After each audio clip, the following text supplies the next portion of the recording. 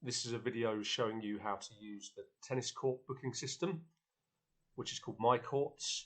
And after you sign in, you're going to see something like this. If you haven't been able to sign in, then contact us and we'll help you to do it. So as you can see, we've got the courts are listed here. We've got dates down here.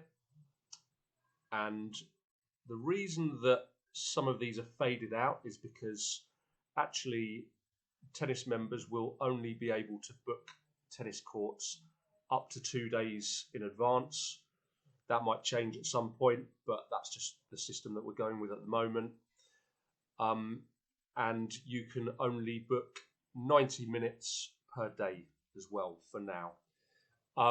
So yeah, we've got the dates here, we've got the tennis courts listed here, as you can see, and what you need to do is, first of all, if you're going to be using floodlights, you need to buy some credit.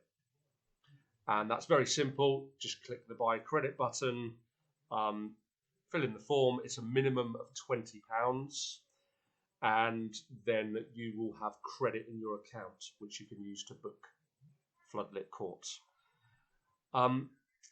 As you can see here, there's a time is given every day for sunset. And if your court falls after sunset, if any of your court booking time falls after sunset, you'll be charged for the floodlights, because it will automatically turn on the floodlights, and those cost £2.50 per 30 minutes. So I won't do it now because I haven't got any credit, but that's basically the way that works. Looking at today, if you were to try to book 5 o'clock, that wouldn't cost anything.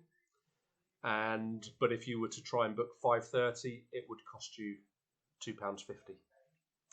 So it's quite self-explanatory how to book. It's quite easy. It's just a case of click the book button. I haven't got any credit, so it's not going to let me do this now, but it is pretty straightforward. Some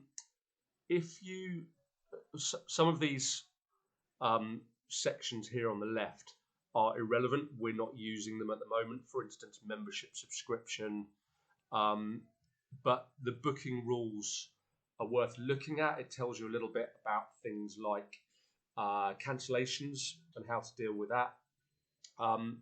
But what is worth noting is that it does ask you to, if I just try and book a free court, it does ask you to select your opponents.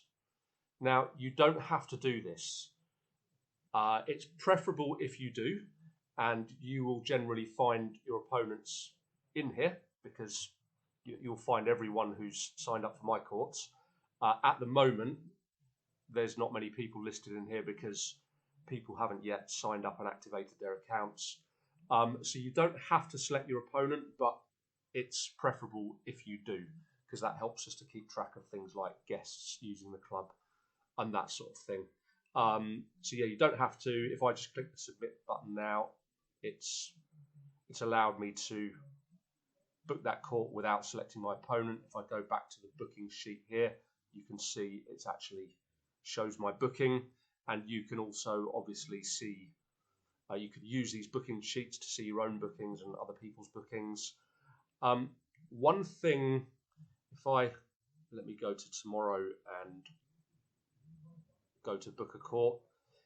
If you play with a guest,